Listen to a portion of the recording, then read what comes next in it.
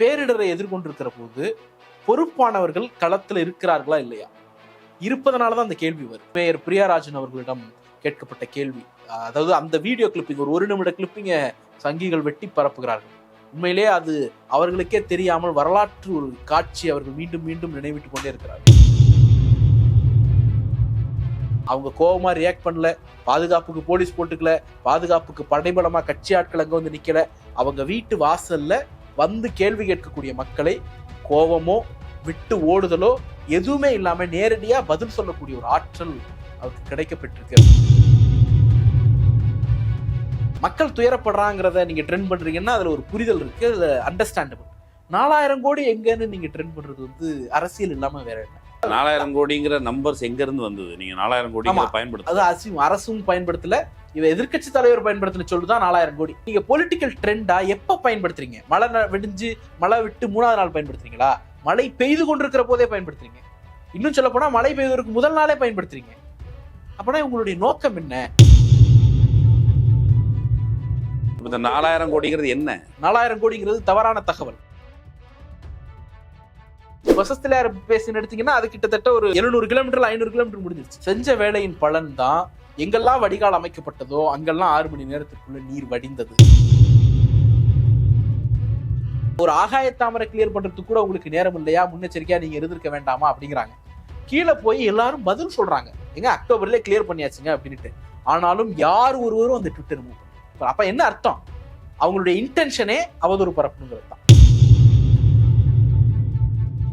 புயலின் காரணமாக கால்வாயிலிருந்து அல்லது நதிகளில் இருந்து நீர் கடலில் கலப்பதில் ஏற்பட்ட தாமதம், ஹை டைடு லோ டைடு பிரச்சனைனால இப்ப 2 பக்கமும் மேல இருந்தும் தண்ணி வருது, கீழே இருந்தும் தண்ணி ரிவர்ஸ் ஆகுதுங்கிறப்போ அந்த பாதிப்பு இயற்கையாக ஒரு நெருக்கடியை ஏற்படுத்துச்சு. 1000 கோடி ரூபாய் உங்களுக்கு ஒன்றிய அரசு கொடுத்துருக்குது அப்படிங்கிற விஷயமும் வந்துச்சு.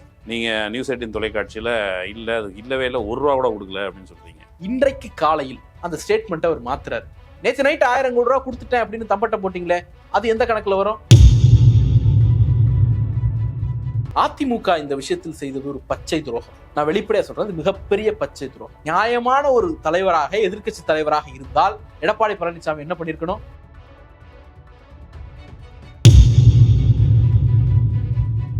உயிர் சேதத்தை குறைக்கணுங்கிற ஒரே பர்பஸுக்காக தான் மின்சாரம் நிறுத்தி வைக்கிறது. வீட்டு மீட்டர் பாக்ஸ் ஃபர்ஸ்ட் ஃப்ளோர் வரைக்கும் தண்ணி வருது, 6 அடி தண்ணி நிக்குது, 4 அடி தண்ணி நிக்குது. அப்படி இருக்கும்போது வீட்டு மீட்டர் பாக்ஸ் எல்லாம் எங்க ஆகாயத்துல வச்சிருப்போம்?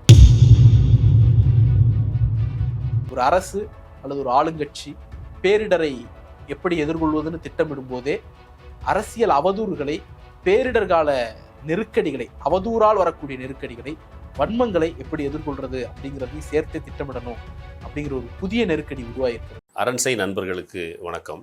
அரண்சை ஊடகம் சுயேட்சையாக இயங்குவதற்காகவே உருவாக்கப்பட்டது. நாம் செய்கிற வேலை உண்மையிலேயே மக்களுக்காக செய்கிறோம் என்பதை நீங்கள் நம்பினால், வாய்ப்பு இருந்தால் இந்த ரேசர் பே கியூஆர் கோடுக்குள்ளே நீங்கள் அதை ஸ்கேன் பண்ணி எங்களுக்கு உங்களால் இயன்றதை விருப்பம் இருந்தால் ஆதரவு தெரிவிக்கலாம். வணக்கம் நண்பர்களே, இது அரண்சை. நான் மகிழ்ந்தன். பல்வேறு அரசியல் சமூக நிகழ்வுகள் தொடர்பாக பல்வேறு ஆளுமையில் சத்து உரையாடி வருவோம். அந்த வேளாண் சந்திக்க போகின்ற சிறப்பு விருந்தினர் திராவிட முன்னேற்ற கழகத்தின் செய்தி தொடர்பாளர் தோழர் சூர்யா கிருஷ்ணமூர்த்தி. வணக்கம். வணக்கம். சென்னை பெருவெள்ளம், இந்த பெருவெள்ளத்தில் நிறைய ஊடகங்களின் வழியாக வந்த காட்சிகள், மக்கள் ரொம்ப கோபத்தோட அரசை நோக்கி எங்களுக்கு நிவாரணம் வரல, நீங்கள் பாரபட்சமாக நடந்துக்கிட்டீங்க அப்படின்னு ரொம்ப கோபத்தோடு பேசின அந்த காட்சிகள் பரவலாக பார்த்தோம். நீங்களும் கூட களத்தில் போய் அந்த களப்பணி அந்த வேலையும் நீங்கள் செஞ்சீங்க, நிவாரணம் கொடுக்கறதுக்கு போனீங்க. நீங்கள் இந்த கோபத்தை எப்படி ஃபேஸ் பண்ணுறீங்க, அல்லது நீங்கள் இதை குறித்து என்ன சொல்ல விரும்புகிறீங்க? கோபம் மக்கள்கிட்ட இருந்து வர்றது அப்படிங்கிறது சாதாரணம். எந்த ஒரு பேரிடர்லையும் ஒரு பொறுப்பானவர்கள் வருகிறார்கள் அப்படின்னா அவர்களை பார்த்து கேள்வி கேட்பாங்க. அவங்க கவுன்சிலராக இருக்கட்டும், அமைச்சராக இருக்கட்டும், எம்எல்ஏவாக இருக்கட்டும், எம்பியாக இருக்கட்டும், முதலமைச்சரே வந்தாலும் அவர்களை நோக்கி என் வீட்டில் ட்ரைனேஜ் அடைச்சிருக்கு அப்படின்னு மக்கள் கேட்க தான் போகிறாங்க. அது ஒரு பேரிடரில் மட்டும் இல்லை, ஒரு சாதாரண சூழல்லையே ஒரு முதலமைச்சரை பார்த்தா நீங்கள் என்ன கேட்பீங்க அப்படின்னு ஒரு சாதாரண பொதுமக்கள் கேட்டால் அவங்களுக்கு என்ன பிரச்சனை, என் வீட்டில் கரண்ட் இல்லை, என் வீட்டில் தண்ணி வரல, என் வீட்டில் ட்ரைனேஜ் பிளாக் ஆயிருக்குங்கிறது தான் அவங்க கேட்பாங்க. கேட்பதற்கு உரிமை உண்டு, உரிமை உண்டு. உண்மையிலே அப்படி கேட்பது ஒரு நல்ல ஜனநாயகத்திற்கு, ஆரோக்கியமான மக்களாட்சிக்கு அடையாளமும் கூட. இப்போ 2-3 விஷயத்த நாம பார்க்கணும். ஒரு பேரிடரை எதிர்கொண்டிருக்கிறோம், வெறும் பெருவெள்ளம் அல்லது பெருமழை அப்படிங்கிறதெல்லாம் தாண்டி ஒரு பேரிடர். அந்த பேரிடரை எதிர்கொண்டிருக்கிற போது பொறுப்பானவர்கள் களத்துல இருக்கிறார்களா இல்லையா? இருப்பதனாலதான் அந்த கேள்வி வருது. இல்லை அப்படின்னா யாரும் யாரையும் தேடி போய் கேள்வி கேட்க போறது இல்லை. யாரோ எம்எல்ஏ வீட்டுக்கு போய் தேடி கண்டுபிடிச்சு கேட்டாங்க அப்படின்னோ, அல்லது எம்பி வீட்டுக்கு தேடி கண்டுபிடிச்சு போய் கேட்டாங்கன்னோ, அல்லது யாரோ ஒளிந்திருந்தவரை இழுத்து வந்து போட்டு கேட்டாங்க அப்படின்னோ செய்தி கிடையாது. மக்களை நேரடியாக களத்தில் இவர்கள் எல்லாம் தொடர்ந்து சந்தித்து கொண்டிருக்கிறார்கள் அப்படிங்கிறதுக்கு முதல் சாட்சி மக்கள் கேள்வி கேட்கிறாங்க அப்படிங்கிறது. அது ஒண்ணு. இவர்கள் எல்லோருக்கும் எந்த விதமான கோபமும் இல்லாம, நேற்று அமைச்சர் சேகர் பாபுவிடம் கேட்கப்பட்ட கேள்வியாக இருக்கட்டும், இன்றைக்கு மேயர் பிரியாராஜன் அவர்களிடம் கேட்கப்பட்ட கேள்வி, அதாவது அந்த வீடியோ கிளிப்பிங், ஒரு நிமிட கிளிப்பிங்க சங்கிகள் வெட்டி பரப்புகிறார்கள். உண்மையிலே அது அவர்களுக்கே தெரியாமல் வரலாற்று ஒரு காட்சி அவர்கள் மீண்டும் மீண்டும் நினைவிட்டு கொண்டே இருக்கிறார்கள். ஒரு 20களில் இருக்கக்கூடிய ஒரு மேயர், ஒரு பெண் மேயர், சென்னையினுடைய அடையாளமாக இருக்கக்கூடிய ஒருவர் எவ்வளோ ஸ்ட்ராங்கா, எவ்வளோ வில்லோட மக்களை சந்திச்சு பதில் சொல்றாருங்கிறது கவனிக்க தகுந்த ஒரு விஷயம். ஒண்ணுமே செய்யாத ஒருத்தரால இவ்வளவு கட்ஸோட போய் பதில் சொல்ல முடியாது. என்னால என்ன செய்ய முடியுமோ, ஒரு அரசால என்ன செய்ய முடியுமோ எல்லாவற்றையும் செய்து முடிச்சிட்டோம். அதை தாண்டி ஒரு மனித ஆற்றலுக்கு மேல ஒரு பேரிடர் நடந்திருக்கு, உங்களோட நாங்கள் துணை நிற்கிறோம், உங்கள் கோபத்தை நாங்கள் புரிஞ்சுக்கிறோம் அப்படின்ட்டு. அவங்க கோபமா ரியாக்ட் பண்ணல, பாதுகாப்புக்கு போலீஸ் போட்டுக்கல, பாதுகாப்புக்கு படைபலமா கட்சி ஆட்கள் அங்க வந்து நிக்கல. அவங்க வீட்டு வாசல்ல வந்து கேள்வி கேட்கக்கூடிய மக்களை கோபமோ விட்டு ஓடுதலோ எதுவுமே இல்லாம நேரடியா பதில் சொல்லக்கூடிய ஒரு ஆற்றல் அவருக்கு கிடைக்கப்பட்டிருக்கு அப்படிங்கிறது. முதலமைச்சர் கூட மறிச்சு எங்க ஏரியால கரண்ட் இல்லைன்னு சொன்ன ஒரு சம்பவத்தை நாம பாக்குறோம். இப்ப இது எல்லாமே என்ன சொல்லுது அப்படின்னா, தமிழ்நாட்டில் காதுகள் உள்ள ஒரு அரசு நடக்கிறது அப்படிங்கிறதும், டெமோக்ரஸியை மதிக்கக்கூடிய ஒரு அரசு நடக்குது அப்படிங்கிறதும், எந்த பேரிடரும் மக்கள் அணுகக்கூடிய இடத்தில் பொறுப்பான அமைச்சர்களும் எம்எல்ஏக்களும் மக்கள் பிரதிநிதிகளும் இருக்கிறாங்கிறதுக்கான சாட்சி இந்த வீடியோக்கள். ஓகே, இந்த விளக்கம் ரைட்டு. இப்போ வேளச்சேரி, பெரும்பாக்கம் இந்த பகுதியில் தண்ணி தேங்கி இருந்த பொழுது, இப்போ சென்னையின் இதர பகுதிகள், முக்கியமாக சில பகுதிகள் அதில் முன்னாடியே இந்த வெள்ளத்திலிருந்து அவங்க முன்னாடியே நிவாரணம் பெற்று விட்டார்கள். முன்னாடியே ஒரு விளக்கு காஞ்சிருச்சு. அதை வச்சுக்கிட்டு இந்த பகுதிகள் கவனிக்கப்படாமல் போய்விட்டது. வடசென்னையில் இருந்தது இவ்வளோ தீவிரமான பிரச்சனை இருக்குது, அரசு இவர்களை நோக்கி கவனிக்கல, ஒரு முழுமையான பார்வை இல்லை அப்படிங்கிற ஒரு கேள்விகள் முன்வைக்கப்படுதில்ல. இந்த வெள்ளத்தை நாங்க வெள்ளமே வரல, எல்லா மக்களும் சுபிக்ஷமா இருக்கிறாங்க, 100% முதல் நாளிலேயே மீண்டுட்டோம் அப்படின்னு சொல்லல. இது ஒப்புக்கொள்கிறோம், இது பேரிடம், அதுல எந்த மாற்று கருத்தும் இல்லை. 3 வகையா இந்த முறை பாதிக்கப்பட்டதை நம்ம அளவிட வேண்டியிருக்கு. ஒன்று, நீர்பிடிப்பு பகுதிகள், நதிக்கரையோரம், கால்வாய் கரையோர பகுதிகள், அடுத்தது கோர் சிட்டி, 3வது புறநகர் பகுதி. இப்படி 3ஆ நம்ம பிரிச்சுக்க வேண்டியிருக்கு. கோர் சிட்டியில இன்னும் குறிப்பிட்டு சொல்லணும்னா, எங்கெல்லாம் இந்த மழைநீர் வடிகால் முறையாக புதிதாக அமைக்கப்பட்டதோ அந்த மாதிரியான பகுதிகளில் 6லிருந்து 8 மணி நேரத்திற்குள்ளாக நீர் வடிந்தது. 2வது சேலஞ்ச் எங்க இருந்துச்சு அப்படின்னா, நதிக்கரையோரம் பிளஸ் கால்வாய் கரையோரம், இயற்கை வடிகால்கள் இருக்குல்ல, அந்த பகுதிகளில் ஒரு பெரிய சேலஞ்சை சந்திச்சோம். அது எதனாலங்கிறத நம்ம புரிஞ்சுக்கணும். நீங்க அதுல ஆறு பொங்கி வெளில வருது, ஆற்று நீர் அல்லது கால்வாய் நீர் வெளில வருது அப்படிங்கிறத எந்த மழைநீர் வடிகாலாலையும் எதிர்கொள்ள முடியாது. நீங்க எவ்வளவுக்கு மழைநீர் வடிகால செலவு பண்ணி கட்டியிருந்தீங்கனாலும் அதை எதிர்கொள்ள முடியாது. ஏன்னா, நான் ஒரு காவிரி டெல்டா பகுதியிலிருந்து வரக்கூடிய ஒருவர். எங்க ஊர்லாம் 2008 நிஷா புயல் அப்போ எங்க ஊர்ல 5 ஆறு பாயுது. திருமலை ராஜங்குடம் ஒரு டீல இருந்து காவிரி அரசலாறு வரைக்கும் 5 ஆறு பாயுது. முழுக்க முழுக்க வாய்க்கால் வடிகால் குளங்கள்னு இருக்கக்கூடிய ஒரு பகுதி. எங்களால 7-8 நாட்கள் வெளியில வர முடியல, அவ்வளவு வெள்ளத்தை நாங்க சந்திச்சோம். 2008 வெறும் மழை புயல் மட்டும்தான். அப்போ ஒரு டெல்டா பகுதியில முறையான வரத்து கால்வாய்களும் வடிகாலும் கொண்ட ஒரு இடத்திலேயே இல்லாத பகுதியில் ஒண்ணுமே இல்லை, ரொம்ப டிஸ்டன்ஸ்ல இருக்கக்கூடிய கிராம பகுதியிலேயே ஆற்று நீர் வெளியில வருகிற போது நம்மளால ஒண்ணும் பண்ண முடியாது. இப்ப அந்த மாதிரி இங்க கால்வாய் கரையோரமும் நதிக்கரையோரமும் இருந்த பிரச்சனை. அதுல 2வது அடிஷனல் சேலஞ்ச் என்னன்னா, கேட்ச்மெண்ட் ஏரியா, நீர்பிடிப்பு பகுதிகளில் வடக்கு தெற்கு 2 பகுதியும், இந்த வடக்குல கொசஸ்தலையாறு, தெற்குல அடையாறு, செம்பரம்பாக்கம் மாதிரியான பகுதிகளிலுமே அதிகப்படியான மழை. இன்னொன்னு, புயலின் காரணமாக கால்வாயிலிருந்து அல்லது நதிகளிலிருந்து நீர் கடலில் கலப்பதில் ஏற்பட்ட தாமதம், ஹை டைடு லோ டைடு பிரச்சனைனால இப்ப 2 பக்கமும் மேல இருந்தும் தண்ணி வருது, கீழே இருந்தும் தண்ணி ரிவர்ஸ் ஆகுதுங்கிறப்போ அந்த பாதிப்பு இயற்கையாக ஒரு நெருக்கடியை ஏற்படுத்திடுச்சு. 3வது, புறநகர் பகுதிகள். புறநகர் பகுதிகளில் இருந்த சேலஞ்சை நாம விரிவான திட்டமிடலுக்கான ஒரு அடிப்படையை உருவாக்கி இருக்குன்னு நான் புரிஞ்சுக்கிறேன். அரசுமே கூட அதை புரிஞ்சுக்கிறாங்க. இந்த மழைநீர் கட்டுமானங்கள் இதுவரைக்கும் உருவாக்கப்பட்டிருக்கக்கூடிய இதுல வந்து கொசஸ்தலையார் பேசின் தான் அதிகபட்சம், அடுத்து அடையார் பேசின். புறநகர் பகுதியை கான்சென்ட்ரேட் பண்ணி வடிகாலை அமைப்பதற்கான திட்டங்களை நீட்டிக்க போறாங்க அப்படின்னு நான் எதிர்பார்க்கிறேன். இது எல்லாமே நீங்க கொடுக்குற விளக்கம் சரியா? ஆனா சமூக வலைதளங்கள்ல ஒரு கேள்வி பிரபலமான ஒரு டோன்ல சமூக வலைதளங்கள் ட்ரெண்ட் ஆச்சு. 4000 கோடியை இவங்க எங்க கொண்டு போய் போட்டாங்க, 4000 கோடியை வந்து மிஸ்யூஸ் பண்ணிட்டாங்க, இவங்க அதை ஆட்டையை போட்டாங்க இப்படிங்கிற சென்ஸ்ல கேள்விகள் முன்வைக்கப்பட்டது. உண்மையிலே 4000 கோடியை உங்க கட்சி அல்லது உங்களோட கட்சி தலைமையிலான ஆளுங்கட்சி என்ன பண்ணுச்சு? ஒரு பேரிடரை எதிர்கொள்ளுகிற போது அரசியல் பேசக்கூடாது, அது அடிப்படை. நீங்க மக்களுடைய துயரங்களை பேசலாம், அதுல நியாயம் உண்டு. இட்டுக்கட்டி பொய் பரப்புற மக்கள் துயரப்படுறாங்கிறத நீங்க ட்ரெண்ட் பண்றீங்கன்னா அதுல ஒரு புரிதல் இருக்கு, அதுல அண்டர்ஸ்டாண்டபிள். 4000 கோடி எங்கன்னு நீங்க ட்ரெண்ட் பண்றது வந்து அரசியல் இல்லாம வேற என்ன? இது ஒண்ணு. 4000 கோடிங்கிற நம்பர்ஸ் எங்க இருந்து வந்தது? நீங்க 4000 கோடி பயன்படுத்த, அது அரசும் பயன்படுத்தல, இவ எதிர்கட்சி தலைவர் பயன்படுத்தின சொல்லுதான் 4000 கோடி. அப்ப அந்த எதிர்கட்சி தலைவருடைய ஒரு சொல்ல நீங்க பொலிட்டிக்கல் ட்ரெண்டா எப்ப பயன்படுத்துறீங்க? மழை விட்டு 3ஆவது நாள் பயன்படுத்துறீங்களா? மழை பெய்து கொண்டிருக்கிற போதே பயன்படுத்துறீங்க. இன்னும் சொல்ல போனா மழை பெய்வதற்கு முதல் நாளே பயன்படுத்துறீங்க. அப்பனா உங்களுடைய நோக்கம் என்ன? மக்களை காப்பாற்றுவது அல்லது மக்களுக்கு இந்த அரசு எதுவும் செய்யலைங்கிறது சொல்றதா, இல்ல இந்த 4000 கோடியை வச்சு ஆளுங்கட்சியை பிராண்ட் பண்றது, இவங்க ஊழல்னு பிராண்ட் பண்ணணுங்கிற ஒரே இன்டென்ஷன் தாண்டி வேற என்ன? 1,75,000 கோடி அந்த மாதிரி ஒரு பூதாகர எண்ணாக இவர்கள் பிராண்ட் செய்வதுதான் குறிக்கோளாக இருந்தார்கள். இந்த 4000 கோடிங்கிறது என்ன நான் விளக்குறேன். இன்னைக்கு அமைச்சர் தெளிவாக சொல்லியிருக்கிறார். இந்த 4000 கோடிக்கு வெள்ளை அறிக்கைன்னு அதிமுக சார்பிலும் பிஜேபி சார்பிலும் கேட்கிறாரு. வெள்ளை அறிக்கை குறித்த ஒரு அடிப்படை புரிதல் இவர்களுக்கெல்லாம் தேவைன்னு நினைக்கிறேன். எங்கெல்லாம் ஒரு இடத்துல பிளாக் ஏரியா இருக்கு, சரியான தகவல்கள் இல்லை அப்படிங்கிற இடத்துலதான் வெள்ளை அறிக்கைக்கான தேவை வருது. நீங்க சாதாரண பேப்பர் ஆர்டிகல்ஸ் எடுத்து படிச்சீங்கன்னா கூட, மாநகராட்சியினுடைய தீர்மானத்தை எடுத்து படிச்சீங்கன்னா கூட, எவ்வளவு ரூபாய்க்கு நாங்க ட்ரெயின் வெட்டியிருக்கோம், எவ்வளவுக்கு அனுமதி அளிச்சிருக்கோம் அப்படிங்கிற விளக்கங்கள்லாம் பீரியாடிக்கலா சொல்லப்பட்டிருக்கு. இப்ப கொசஸ்தலையாறு ப்ராஜெக்ட்னு ஒண்ணு இருக்கு. அந்த ப்ராஜெக்ட் அனௌன்ஸ் பண்ணப்பட்ட அன்னைக்கு அது குறித்த விரிவான செய்திகள் மாநகராட்சி சார்பாக வெளியிடப்பட்டது, அது பத்திரிகைகள் ரிப்போர்ட் பண்ண. அதே மாதிரி அடையார் பேசினுக்கு ஒரு ப்ராஜெக்ட் அனௌன்ஸ் பண்றாங்கன்னா அன்னைக்கு அது குறித்து செய்தி வெளியிடப்பட்டது, பத்திரிகைகள் அதை ரிப்போர்ட் பண்றாங்க. அப்ப பத்திரிகையில் வெளியான செய்திகளே கூட போதுமானது. விரிவான விளக்கங்கள் ஏற்கனவே காலவாரியாக கொடுக்கப்பட்டிருக்கின்றன. அப்படி இருக்கும்போது இங்க வெள்ளை அறிக்கைக்கான அவசியம் என்ன? நீங்க சொல்ற அந்த திட்ட மதிப்பீடு நான் அதை விளக்குறேன். அது மொத்தமா சேர்த்து 4000 கோடி இல்ல, 4000 கோடிங்கிறது தவறான தகவல். 5233 கோடிக்கும் மேல. இப்ப எதிர்கட்சி தலைவர் அவர் ஒரு பொறுப்புல இருக்கிறவர்.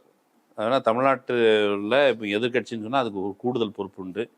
நீங்கள் டெமோக்ரஸியை வைப்ரண்ட்டாக வச்சிருக்கிறதுக்கு எதிர்கட்சி தலைவனுடைய அறிக்கைகள், அவருடைய விமர்சனங்கள் அதுக்கு முக்கியமான பங்கு உண்டு. அவர் 4000 கோடின்னு சொல்லும் பொழுது அதை நெகேட் பண்ண முடியுமா? அதை சட்டமன்றத்தில் உள்ள உட்கார்ந்து எதையாவது கவனிச்சிருந்தாருன்னா எவ்வளோ வேல்யூங்கிறது தெரிஞ்சிருக்கும். பேசிக்கான கிரவுண்ட் ஒர்க் பண்ணியிருந்தாருன்னா எவ்வளோ வேல்யூ அப்படிங்கிறது தெரிஞ்சிருக்கும். கிரவுண்ட் ஒர்க்னு நீங்கள் எதை சொல்கிறீங்க? Paper verification. நான் சேலத்தில் உட்காந்துட்டு சென்னை வெள்ளத்துக்கு மீட்பு பணியில் நடைபெறுவதை நான் சொல்லலை. அப்போது அந்த மாதிரியான எந்த அடிப்படை பேஸுமே இல்லாமல் 4000 கோடி அப்படிங்கிற ஒரு போலியான நம்பர்ஸை வந்து அவர் தொடங்கியிருக்கிறார்.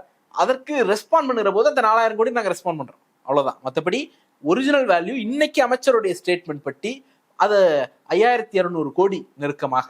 இப்போ இந்த 5200 கோடிக்கு நாங்கள் இன்னைக்கு ஸ்பிளிட் அப் பண்ணிட்டு இருக்கோம். பழசெல்லாம் கூட விட்டுருங்க. கொசஸ்தலை பேசின்ல வந்து 769 கிலோமீட்டருக்கு வேலை நடக்கணும். அதனுடைய மொத்த மதிப்பு 3220 கோடி ரூபா. இது வரைக்கும் 1903 கோடி ரூபா செலவிட்டு 523 கிலோமீட்டர் வெட்டி முடிச்சிட்டோம். அடுத்தது கோவளம் பேசினுடைய மொத்த லென்த் 360 கிலோமீட்டர் பிளான். இது வரைக்கும் 128 கிலோமீட்டர் முடிச்சிருக்கோம். அதனுடைய டோட்டல் வேல்யூ 1740 கோடி ரூபா. இது வரைக்கும் பில் செட்டில் பண்ணது 200 கோடி ரூபா. நீங்க இன்னும் சொல்ல போனா அடுத்து ஃபேஸ் 3. அது ஃபேஸ் 3ங்கிறது SMDFன்னு சொல்லுவோம். அது வந்து 60 கிலோமீட்டருக்கு பிளான், 49 கிலோமீட்டர் முடிச்சிட்டோம். 81% பணிகள் முடிஞ்சிருச்சு. இன்னும் 232 கோடி ரூபாய்க்கு ப்ராஜெக்ட் போட்டு இன்னைக்கு 187 கோடி ரூபா பிளான் பில்லு செட்டில் பண்ணியாச்சு. இப்போ இந்த மூணுத்தையும் நீங்க கம்பைன் பண்ணி பாத்தீங்கன்னா மொத்த பட்ஜெட் 5166 கோடி ரூபா. இதுவரைக்கும் செட்டில் பண்ணப்பட்ட தொகை காலத்திற்குள்ள இந்த திட்டத்தை 2310 கோடி ரூபா செலவு பண்ணியாச்சு.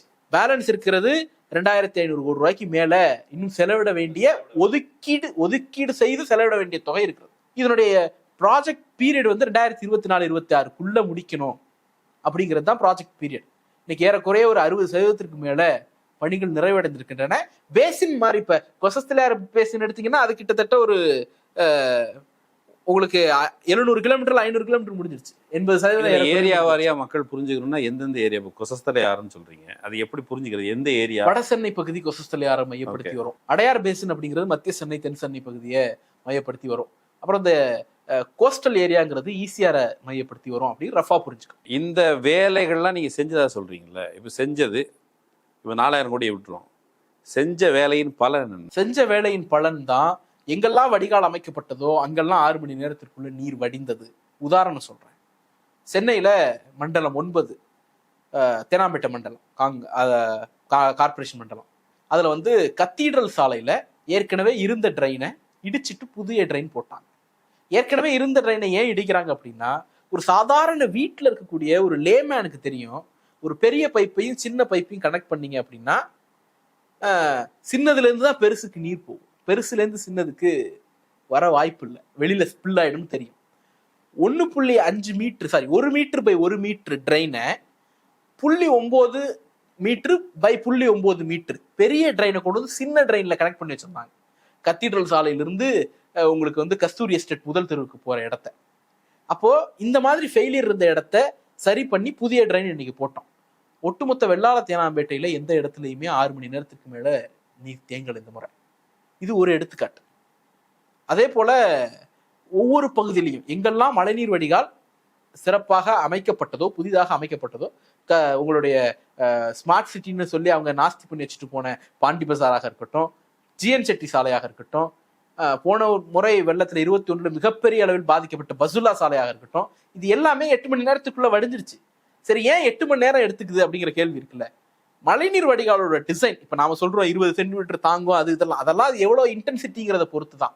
டெக்னிக்கலி ஒரு மழைநீர் வடிகாலோட டிசைனுங்கிறது 7 சென்டிமீட்டர்ல இருந்து 10 சென்டிமீட்டர் பெய்யும்னா 1 மணி நேரத்துல அதை உடனே சடன்னு வடிகால் தள்ளிடும். இந்த சென்டிமீட்டர் இந்த அளவு இதுல பெரிய பைப்பா போட்டு முடியாது. பைப்பு கிடையாது, அது ஸ்ட்ரக்சர். ஒரு ஸ்கொயர் அல்லது ரெக்டாங்கிள் ஸ்ட்ரக்சரா போடுறோம். சாலையினுடைய 2 பக்கம் அல்லது ஒரு பக்கம் போடுறோம்.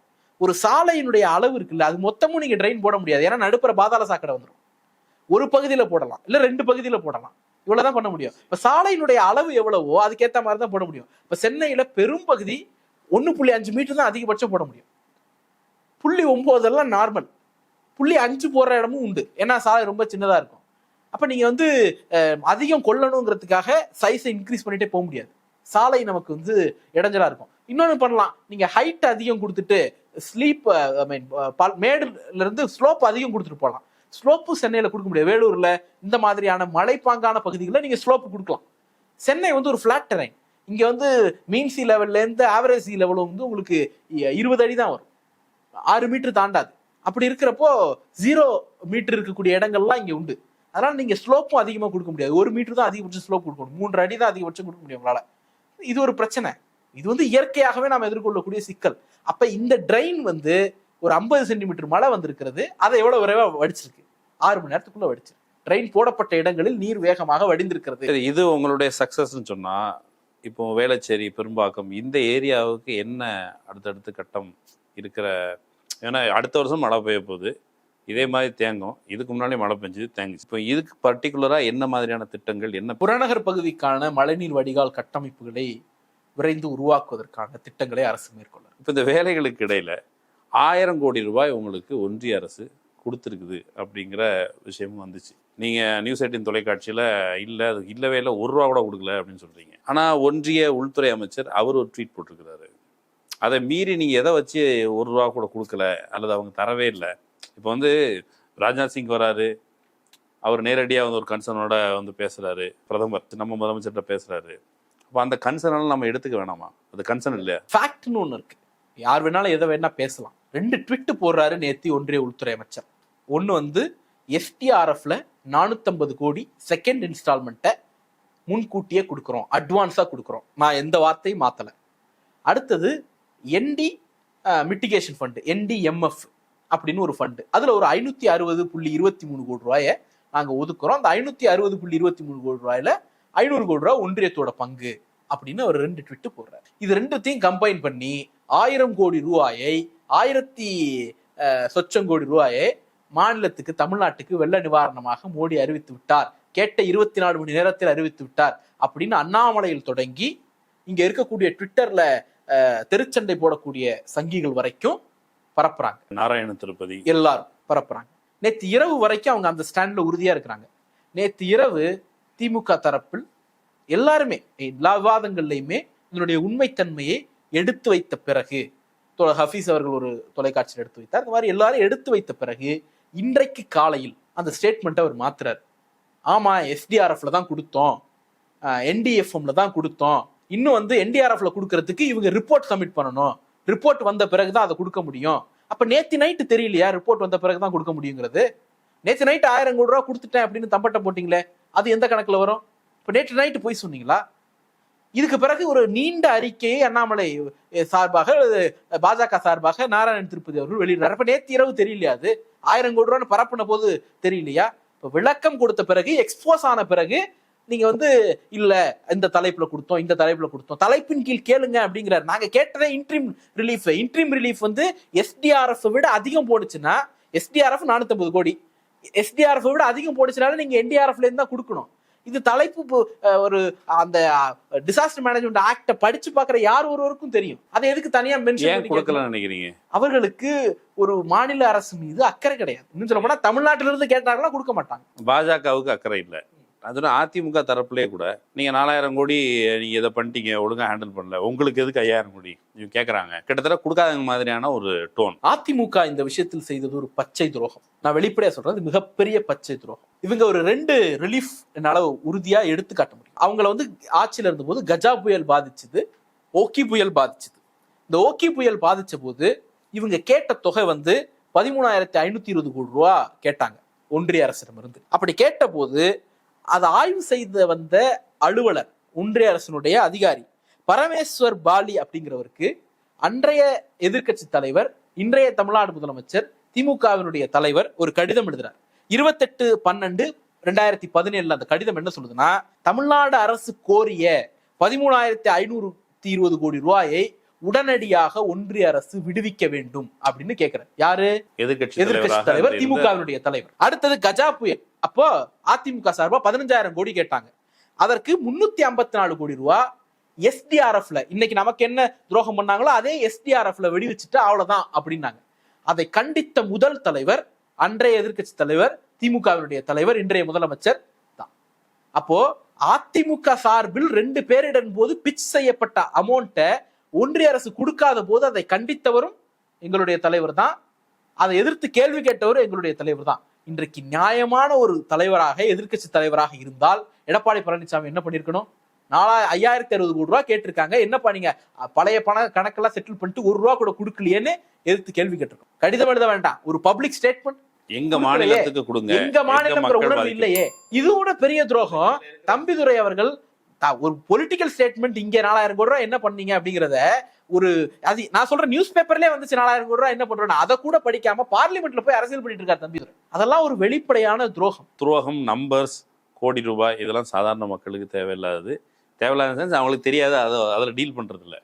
இப்போ நீ கேட்டது 5,000 கோடி ரூபாய் ஒருவேளை ஒன்றிய அரசு வழங்கினால், இப்போ இந்த பாதிக்கப்பட்ட மக்கள் தரப்புல இருந்து அது எவ்வளவு முக்கியமானது.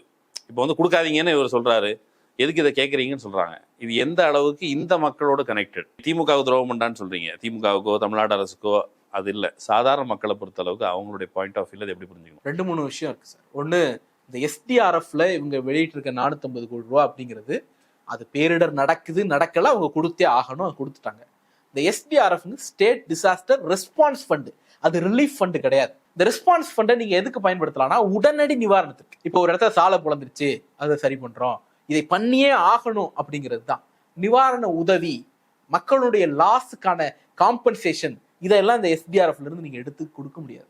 அதையெல்லாம் கொடுக்கணும்னா என்டிஆர்எஃப்னுடைய தொகை வேணும். தேசிய பேரிடர் மேலாண்மை நிதியிலிருந்து காம்பன்சேஷன் பண்றதுக்கான தொகையெல்லாம் நீங்க விடுவிக்கணும். இப்போ வெள்ளத்தில் தங்களுடைய உடைமைகளை இழந்த மக்களுக்கு பணம் கொடுக்கணும்னா நியாயமாக, அதாவது ஒன்றிய அரசு கொடுக்குதுன்னு கிடையாது, நியாயமாக தமிழ்நாட்டிற்கு சேர வேண்டிய பணம். ஏன்னா இன்னைக்கு வந்து 1 ரூபா நாம செலவு பண்ணோம், 1 ரூபா வரியா கட்டணும்னா 7 முகமை கீழே வரி கட்டுறோம். 1 ரூபா தமிழ்நாட்டில இருந்து வரி போகுதுன்னா 33 பைசா தான் திருப்பி வருது. இன்னைக்கு ஒட்டுமொத்த இந்திய எக்கனாமிக்கு 10% கான்ட்ரிபியூட் பண்றோம். மக்கள் தொகை வரி 7% கீழே தான். ஆனா நீங்க தொகை பங்கு வைக்கிறீங்களா, அது 4% கீழே தானே கொடுக்குறீங்க. அப்ப நியாயமாக தமிழ்நாட்டிற்கு சேர வேண்டிய தொகையை நீங்க விடுவித்தால் மட்டும்தான் மக்களுக்கு நிவாரண மாதிரியான பொருட்கள் எல்லாம் கொடுக்க முடியும். அரசு மாநில அரசுடைய நிதியிலிருந்து அதை செய்ய போறாங்கிறதெல்லாம் வேறு. அது தேவைக்கேற்ப முதலமைச்சர் முடிவெடுக்க போறாருங்கிறது வேறு.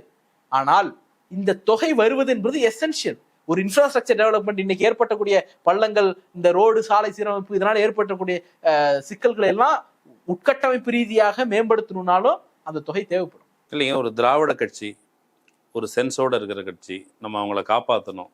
அதிமுக மாதிரியான திராவிட கட்சி நமக்கு ஒரு அரண். அப்போ தான் நான் ஆக்சுவலி பாஜக வந்துருவோங்கிறது ஒரு ரைட் விங் கண்ணோட்டம் தமிழ்நாட்டுக்கு வந்துடக்கூடாதுங்கிற பொருளில் தான், அல்லது ஒன்றிய அரசுக்கு ஃபேவரபிளான மாநிலத்துக்கு துரோகம் செய்கிற கண்ணோட்டம் வந்துடக்கூடாதுங்கிற பொருளில் தான் சொல்கிறோம். அப்படி இருக்கும் பொழுது இந்த குறிப்பிட்ட புள்ளியில் அதிமுக அந்த வேலையை செஞ்சுருக்கும் பொழுது இது குறித்த கண்டனங்கள் அப்படி எதுவுமே மீடியா சைட்லேயும் அல்லது சமூக ஆர்வலர்கள், பத்திரிகையாளர்கள் இவங்க தரப்புல இருந்து பெருசாக வந்த மாதிரி தெரியலையே. மிகப்பெரிய பதட்டத்தில் இருக்கிறாங்க. எல்லாரையும் ஒரு ப்ரெஷருக்கு ரைட் விங் தள்ளி இருக்கிறது. அதாவது நீங்கள் இது குறித்து நெகட்டிவா பேசியே ஆகணும் அப்படிங்கிறது இருக்கு. அதாவது ஆகாய தாமரை குறித்து சென்னை கார்பரேஷன் ஒரு ட்விட்டு போடுறாங்க. அக்டோபர் மாசமே அதை ரிலீஸ் ஆகாய தாமரை கிளியர் பண்ணியாச்சு. அந்த ட்விட்டிலேயே இப்போது வந்ததை தான் நாங்கள் கிளியர் பண்ணியிருக்கோம் அப்படின்னு தான் அதை குறிப்பிட்டிருக்காங்க. அந்த ட்விட்டை படிக்க கூட யாருக்கும் அவகாசம் இல்லை. எல்லோரும் சோக்கால்டு ஊடகவியலாளர்னு சொல்லி கொடுக்கிறது, ஊழலை ஒழிக்க வந்த உத்தமர்கள்னு சொல்லக்கூடிய அறப்போர் வரைக்கும் எல்லாரும் ஒரு ஆகாய தாமரை கிளியர் பண்றதுக்கு கூட உங்களுக்கு நேரம் இல்லையா, முன்னெச்சரிக்கையா நீங்க இருந்திருக்க வேண்டாமா அப்படிங்கிறாங்க. கீழே போய் எல்லாரும் பதில் சொல்றாங்க, எங்க அக்டோபர்லேயே கிளியர் பண்ணியாச்சுங்க அப்படின்ட்டு. ஆனாலும் யார் ஒருவரும் அந்த ட்விட்டர் ரிமூவ் பண்ணல. தன்னுடைய தவறுக்கு அல்லது தவறுடைய தவறான புரிதலுக்கு வருத்தம் தெரிவிக்காமலும் அந்த ட்விட்டர். அப்ப என்ன அர்த்தம்? அவங்களுடைய இன்டென்ஷனே அவதூறு பரப்பணுங்கிறது தான். இவ்வளவு பெரிய பேரிடர் நடந்து கொண்டிருக்கிறது. மக்கள் ஒரு நெருக்கடியில் இருக்கிறாங்க. அரசு தன்னால் என்ன முடியுமோ அதை செயல்படுத்திட்டு இருக்கு. வாலண்டியர்ஸ் வாங்கன்னு முதலமைச்சர் அழைப்பு விடுத்திருக்கிறார். இது எல்லாவற்றுக்கு பிறகும் எடப்பாடியார் ஒரு நாள் ஒரு இடத்துல நிவாரணம் கொடுத்துட்டு சேலத்துக்கு போயிட்டார். நேத்து அவர்களுடைய பகுதியை சேர்ந்த, அவர்களுடைய சாதியை சேர்ந்த ஒரு தலைவருடைய நூற்றாண்டு விழால போய் விழா கொண்டாடிட்டு கட்சிக்காரர்கள் சகிதம். இப்ப இதெல்லாம் எந்த வகையில நீங்க கணக்குல சேர்ப்பீங்க? இன்னைக்கு திமுக தன்னுடைய மாநாட்டை, அடுத்த வாரம் நடக்க இருக்க மாநாட்டை ஒத்தி வைக்கிறது. சேலத்தில் நடக்க இருக்கக்கூடிய மாநாட்டை குறைந்தபட்ச பொறுப்புணர்வுன்னு இருக்கணும்ல, மக்கள் மீது குறைந்தபட்ச அக்கறைன்னு இருக்கணும்ல. நீங்க களத்துல நிக்க வேண்டாம், போக வேண்டாம், கட்சி ஆபீஸ்ல உட்காந்துட்டாவது மானிட்டர் பண்ணணும்ல, கட்சிக்காரங்களை முடுக்கி விடணும்ல. போய் சேலத்துல உட்காந்துக்கிட்டீங்கன்னா அப்ப இன்னைய வரைக்கும் நீங்க ஒரு சேலத்திற்கான தலைவராக மட்டும்தானே நீங்க இருக்கீங்க, தமிழ்நாட்டிற்கான தலைவராக போட இதை யாருமே கேள்வி கேட்கல. இன்னும் சில பேர் பத்திரிகையாளர்கள் ஒரு நிமிஷ கிளிப்பிங்லயே ஏகப்பட்டதை வளர்றாங்க. களத்தில் யாருமே இல்லை, எந்த அமைச்சருமே இல்லைன்னு ஒரு பத்திரிகையாளர் பெண்மணி சொல்றாங்க. நெறியாளர் இல்லையங்க, எல்லாரும் இருக்கிறாங்களே அப்படின்னா, இருந்து என்ன போட்டோவுக்கு போஸ்ட் கொடுக்க வந்தாங்களா அப்படிங்கிறாங்க. இல்லவே இல்லைங்கிறாங்க. அடுத்து போட்டோவுக்கு போஸ்ட் கொடுக்க வந்தாங்களா, நாங்க இல்லைங்க வேலை செய்யறாங்க அப்படின்னு நெறியாளர் கேட்ட உடனே அதனால என்ன பயன்? பெரிய பதட்டத்துல இருக்கிறாங்க. வெள்ளம், பேரிடர், இதெல்லாம் ரைட். இந்த பதட்டத்திற்கு பின்னால ஒரு பெரிய எக்கோசிஸ்டம் இருக்கிறதையும் பார்க்க முடியுது. இப்போ வெள்ளத்துக்கு காரணம் மழைப்பொழிவு. அந்த மழைப்பொழிவு இந்த அதீத மழை, அதிகமான மழை அப்படிங்கிறது பொய். 2015 தான் அதிகம் இருந்தது அப்படின்னு ஒரு பத்திரிகையாளர், மூத்த பத்திரிகையாளர் ஃபெலிக்ஸ் அவர்கள் பேசுகிறார். இப்போ மழை அதிகம் பெய்ததா இல்லையா? இந்த ரெண்டு விஷயம் இருக்கு. அதாவது ஒரு டேட்டா, 2015ஆம் ஆண்டு 3 நாட்கள் தொடர் மழை. டிசம்பர் 1ஆம் தேதி 4 சென்டிமீட்டர், டிசம்பர் 2ஆம் தேதி 29 சென்டிமீட்டர், டிசம்பர் 3ஆம் தேதி 1 சென்டிமீட்டர், கூட்டினீங்கன்னா 34 சென்டிமீட்டர். இது நுங்கம்பாக்கம்.